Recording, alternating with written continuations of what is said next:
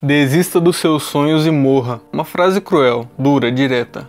Um golpe no estômago da esperança. À primeira vista, ela se ergue como um epitáfio para qualquer ambição. Um veredito final que esmaga a alma antes mesmo que o corpo ceda. Será mesmo apenas isso? Será que a verdade contida nessas palavras é tão unidimensional quanto a dor que ela evoca? Quando ouvimos essa frase pela primeira vez, ela ressoa como uma sentença de morte. Um decreto implacável que nos condena à inação, ao abandono de tudo aquilo que nos impulsiona. Ela ecoa nos corredores da nossa mente, um lembrete sombrio da fragilidade dos nossos anseios. Para muitos é o fim da linha, o ponto sem retorno onde a resignação se torna a única companhia. No entanto, a origem dessa frase, proferida por Levi em Attack on Titan, nos convida a uma reflexão mais profunda. Ela emerge de um contexto de guerra brutal, de desespero palpável e, paradoxalmente, de uma luta incessante pela sobrevivência, ali onde a vida e a morte se entrelaçam em um balé macabro. A desistência de um sonho não é apenas uma falha pessoal, é um luxo que ninguém pode se dar, um atalho para a aniquilação. Mas se a gente parasse para pensar, se nos permitirmos ir além da superfície da obviedade e mergulhar nas profundezas da existência humana, quantas pessoas hoje estão vivas, respirando, caminhando, cumprindo suas rotinas, mas já morreram por dentro? Quantos corpos se movem, autômatos, enquanto sua alma jazem sepultada sobre o peso dos sonhos abandonados, de paixões esquecidas, de um eu que um dia ousou sonhar, que agora jaz inerte,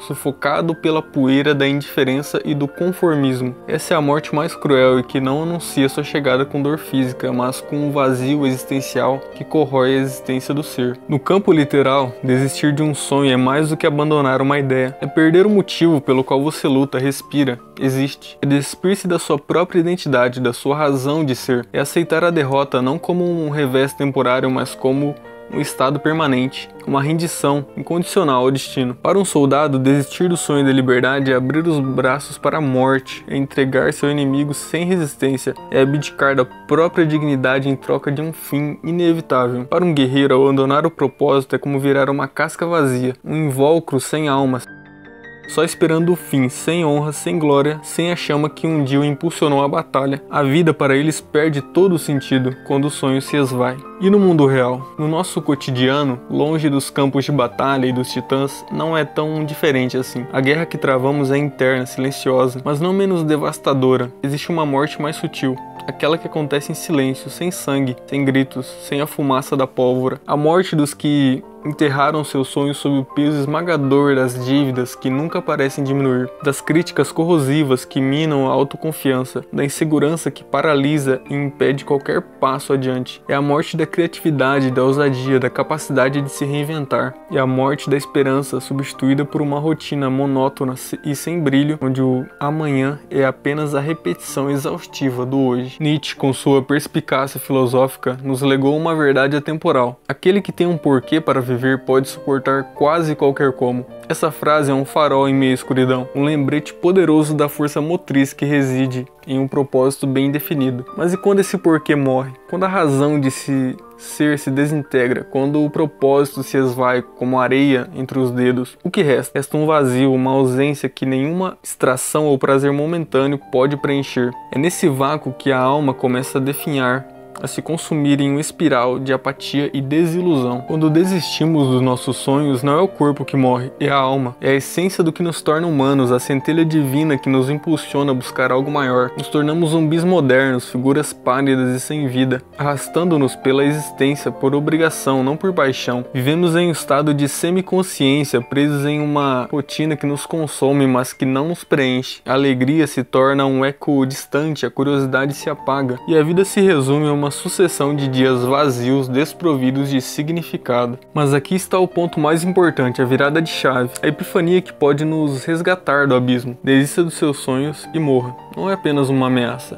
Não é uma condenação, é um aviso, é um tapa na cara, um choque de realidade que nos sacode de letargia. Um empurrão brutal de realidade, um grito de alerta que ecoa nas profundezas da nossa consciência. Como se o universo, em sua sabedoria implacável, dissesse: se você deixar de lutar, se você abandonar aquilo que te move, a vida deixará de fazer sentido. Você se tornará um fantasma, uma sombra do que poderia ter sido. E por isso, às vezes é preciso ouvir esse tipo de frase em toda a sua crueza e brutalidade para acordar, para ser arrancada a força da nossa zona de conforto, da nossa complacência, para lembrar que o sonho não é um luxo, um capricho que podemos nos dar ao luxo de abandonar quando a vida aperta. A necessidade é o combustível que nos mantém em movimento, a bússola que nos guia em meio à tempestade, a razão pela qual nos levantamos todos os dias e enfrentamos os desafios que nos apresentam. Sem ele, somos apenas cascas vazias, à deriva em um mar de incertezas. A morte que essa frase traz não é sempre o fim literal, o cessar da vida biológica. Ela pode significar o fim de uma versão sua, aquela versão que aceitava a mediocridade como um destino inevitável, aquela que acreditava que não podia,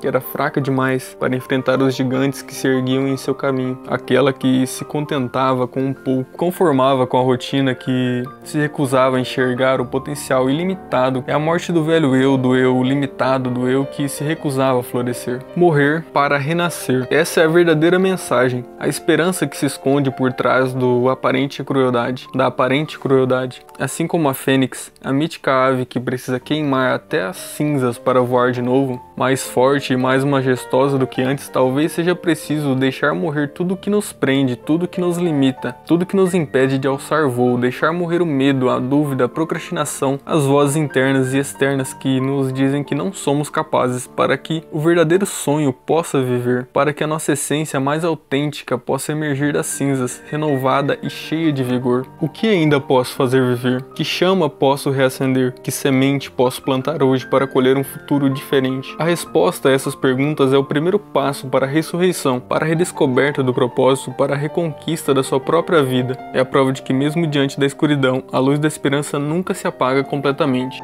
Se você acompanhou até aqui, peço humildemente que considere se inscrever neste canal e também deixar o seu like caso você tenha gostado do conteúdo. É isso aí, pessoal, até mais.